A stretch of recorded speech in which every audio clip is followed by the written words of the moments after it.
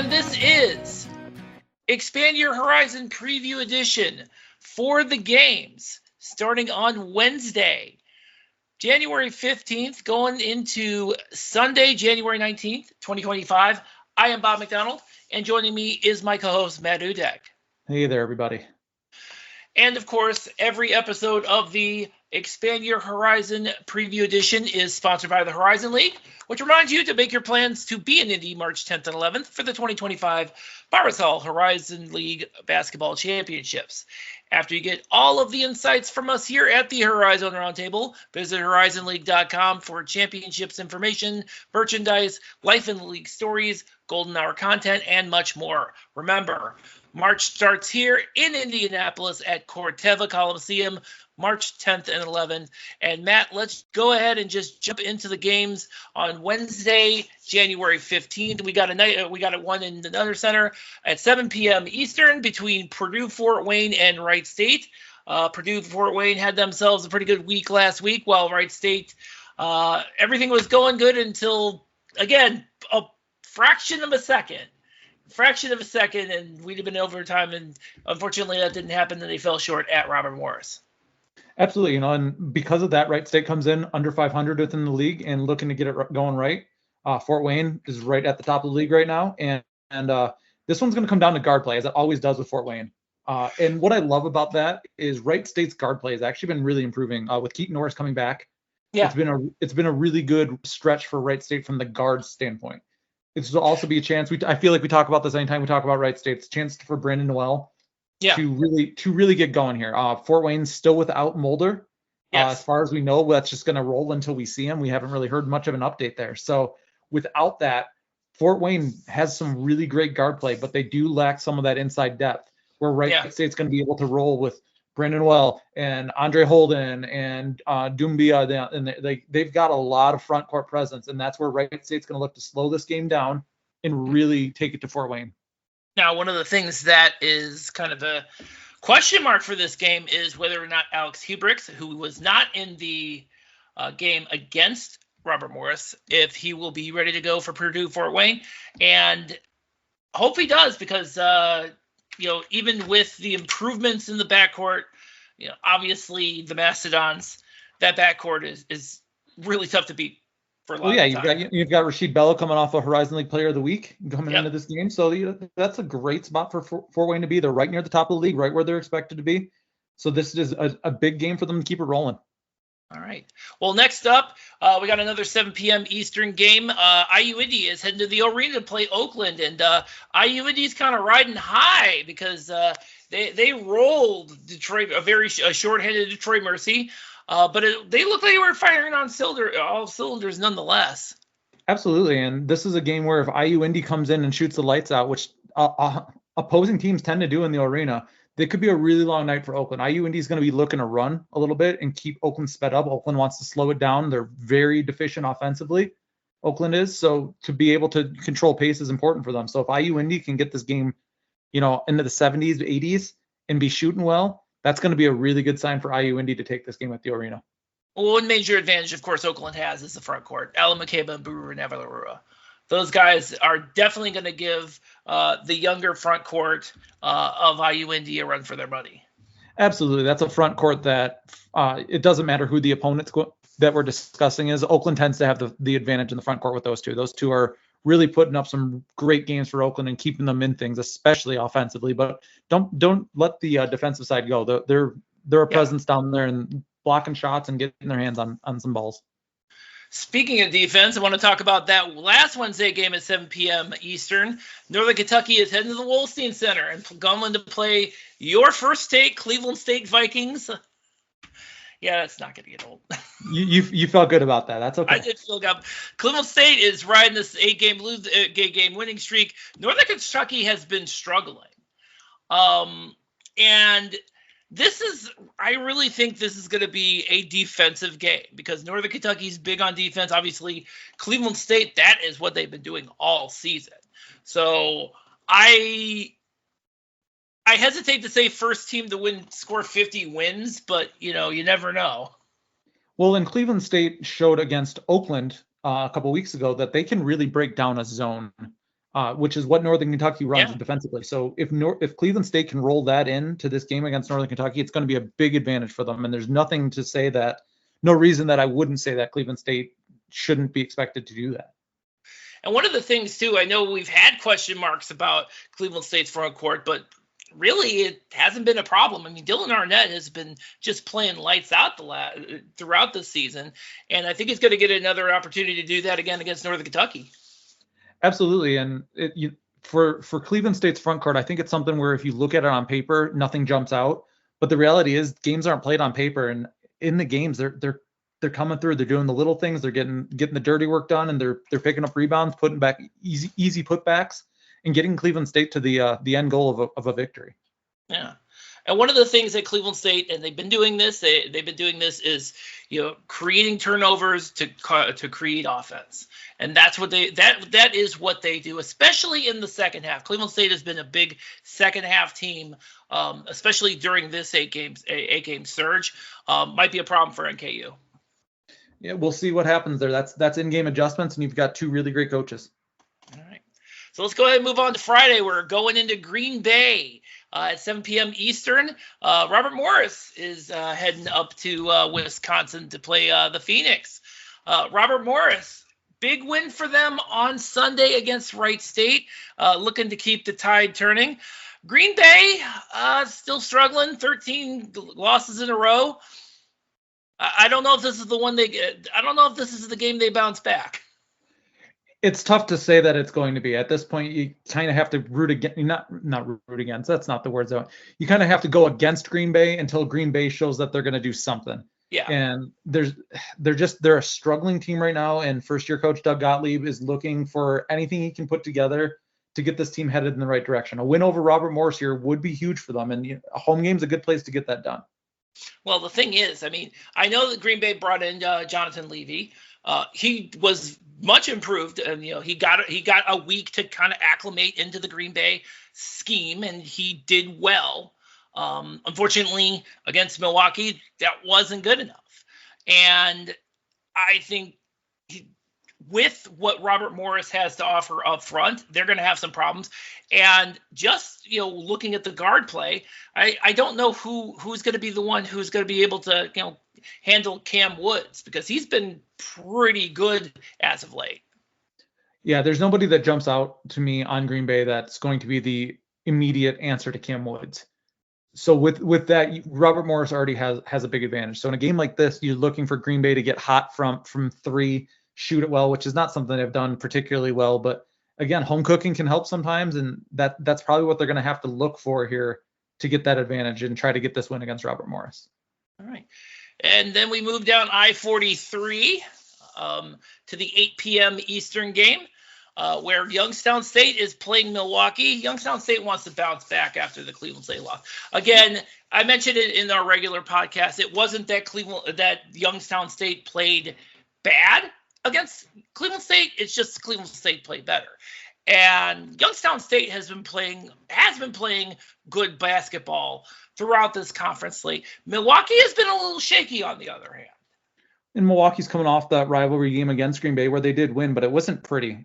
For a struggling Green Bay team in a rivalry game, you kind of were looking for Milwaukee to do a little bit more than they did. But the reality is, coming into this game, Youngstown State's just a half game up on them in the standings. So this is, top of the Horizon League still, the top 3 or 4 teams here. And it's a chance for one of these teams to get that important victory. And as for injuries are concerned, EJ Farmer's still a question mark. JaMychal Stillwell is a question mark. But, given the makeup of these two teams, it shouldn't really matter, because each of these teams have the personnel to kind of make up for their losses, especially when you have Milwaukee, who loses JaMychal Stillwell and gets back Faison Fields. Where you have Youngstown State, you had, EJ Farmer's out, but you have a whole host of guards who are able to step up, like a Jawan Maxey, a Ty Harper. Those guys can definitely step it up. And I think what we're going to see here is hopefully Milwaukee really turning it around, because it was kind of a blah week for them last week. Well, and for me, this game, Milwaukee doesn't shoot particularly well, but their guards are really great at getting into the paint. Unfortunately, when they get into the paint, Gabe Dines is going to be there, and he's been slowly breaking out of what felt a little bit like a sophomore slump. So it'll be interesting to see if he's able to, really affect those guards getting to the rim, stay out of foul trouble, but make it tough for them to score in the paint. Yeah. All right. Matt, before we get into our Saturday games, go ahead and say a few words. Absolutely. Make your plans to be in Indy March 10th and 11th for the 2025 Barbasol Horizon League Basketball Championships.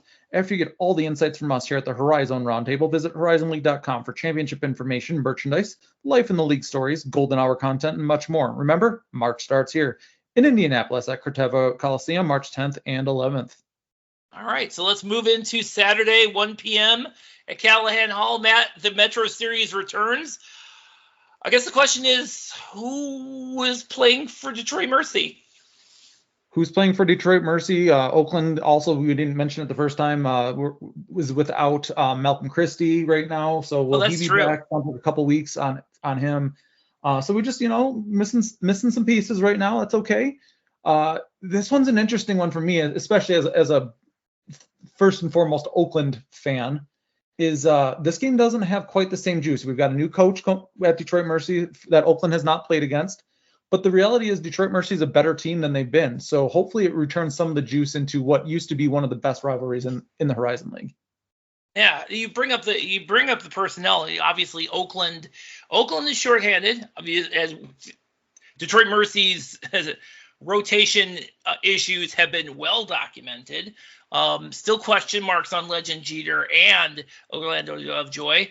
Good possibility that we're going to see Coach Monty start five freshmen again.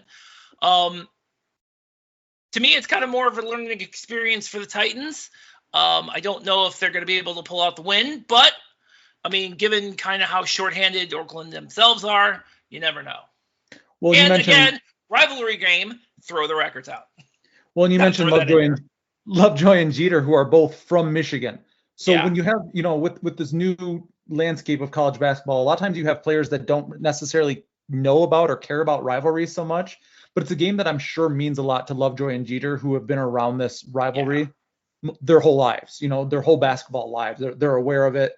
I have to imagine that's been something that's, been circled on their calendar for a little bit. So I'm hoping they get the chance to play. I think it makes for a better basketball game. And that's what this rivalry needs right now. That's where some of the juice is, like I mentioned, has been kind of let out of this rivalry. Is Oakland's really owned it. Mm-hmm. So it'll be nice. I'm not saying that I want Detroit Mercy to get the win here, but a Detroit Mercy win will really add some interest back into this one. All right. Then we move to the 2 p.m. Eastern game, another rivalry game, Wright State and Northern Kentucky. And these teams always play themselves play close. And I think this year they're more evenly matched than in years past. I mean, don't get me wrong, they've been evenly matched in years past, but this one is a little bit more. This one, I think, is going to be one of the ugliest games played all year, and I'm here for that. Wright State's been really slowing things down in a not typical Wright State fashion, which is something that, first-year coach Clint Sargent's doing with them.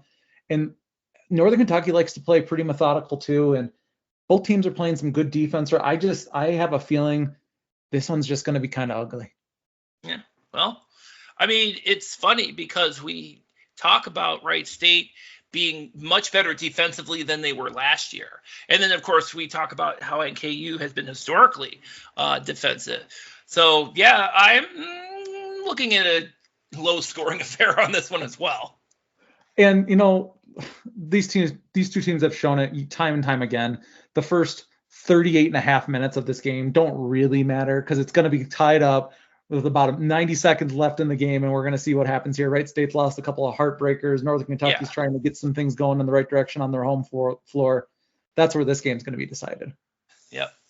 All right, so let's move into Sunday. Youngstown State's heading up to Green Bay, 1 p.m. Eastern game. Youngstown State has all the firepower, and Green Bay does not. I mean, let's just be honest as to kind of the makeup of these two rosters at this moment in time. Yeah, looking at the preview on these two, it's rough to find things to get excited for Green Bay. The biggest thing that you can hope for if you're Green Bay right now is that you have a great game against Robert Morris earlier in the week, and you have something to build on getting into this Youngstown State game. What that's going to be, we'll find out, but that's what you have to be looking for. I mean, yeah, bringing in Levy is a good thing, but when you got a trio of Chris Carroll, who is capable, as we saw last week, of just scoring at will sometimes, Nico Gillette, and of course Gabe Dimes off the bench. Yeah, that's a technical term. No, not to mention the way that Youngstown State's guards have been playing as of late. Matchup on paper definitely leans itself towards Youngstown State here, who's at the top. I mean, Youngstown State's right near the top with Cleveland. Yes, I'll say it for you. But Green Bay's at the bottom. There's a reason we play these games, and it's not just done on paper. And it's going to be a chance for Green Bay to show that they're improving and building something for the future. Yeah, I think that's going to be the biggest thing for them in this game. All right, so let's move to the 2 p.m. Eastern game in Indianapolis. Cleveland State's playing IU Indy in a return game. IU Indy played Cleveland State really close in the first matchup in Cleveland. I expect this to be the exact same way. We didn't mention in the first game, Paul Zielinski is still kind of a question mark, but with IU Indy seems to be the way they've matched up against Cleveland State. It worked really well in the first game. I expect that Paul Corsaro is going to have the same kind of strategy in Indianapolis. Like you said, these teams have seen each other already once this year. They know how they want to go about it. The advantage for IU Indy here is it's a home game now for them. Yeah. And sometimes that's all you need. They played a really close game against Cleveland State at the top of the conference right now. They know what they can do well against them. It's a question of how much did they learn when they go back to look at the film, and what can they clean up to hopefully get them over the hump and get that what would be a very big win over a Cleveland State team. Well, and Cleveland State, of course, always dangerous, especially if they're in a situation where they need to just lock down on defense and make stops to be able to, keep teams at bay. And that's exactly what they did against IU Indy, especially when IU Indy looked like they might win that game. Yeah, the biggest thing for IU Indy, you mentioned the Zielinskis injury, is they're starting to see some confidence from people not named Zielinskis. Yeah. So if those people can show up, and if Zielinskis is available, that can hopefully get IU Indy on the right direction. Tamaris Brown, who kind of scorched Cleveland State in Cleveland. Absolutely. Yeah. And so, you get some production from Brown and Millender, and of course Jarvis Walker, among others. This should be a close game again. I agree. All right. So wrapping up the week, one last game in Milwaukee, 3 p.m. Eastern. The Panthers are playing Robert Morris. Now, given kind of how Milwaukee has struggled a little bit, if they bounce it, I think it's going to depend on how they bounce back in the game before against Youngstown State, how they react to what Robert Morris has coming at them. And I do. Sorry, go ahead. No, I was going to say Andy Toole and staff have shown that this is a better squad than they've had recently. Yeah. So I think this is a very good chance for them to show who they want to be for the rest of the season here. No matter how the game earlier in the week even goes against Green Bay, this is the big one for them on this trip. The Wisconsin trip tends to be tough on Horizon League teams, and they can't look ahead past Green Bay, but they've got to know that this Milwaukee game is an important one. They're trying, they're right in that logjam in the middle right now of the Horizon League standings, and this would be a huge one for them to show that we're an improved team. Yeah. And I think, like I said, Milwaukee's going to have to, especially in this game, Milwaukee's front court's going to have to show up with or without JaMychal Stillwell, because Amarion Dickerson and Alvaro Folgueras are coming at him big time. Absolutely. Folgueras has just been having a really solid season for Robert Morris. All right. So, Matt, hey, that wraps it up for us. All right. So, as always, we post episodes of Expand Your Horizon Preview Edition every Tuesday at 9 a.m. Eastern. Until next week, we have all of our articles and all of our past podcast episodes, both this podcast and our regular podcast, at horizonroundtable.com. You can pull this podcast up wherever podcasts are available. And, of course, you can pull this up on your Amazon and Google devices. So tune in next week. Until then, thank you all for listening.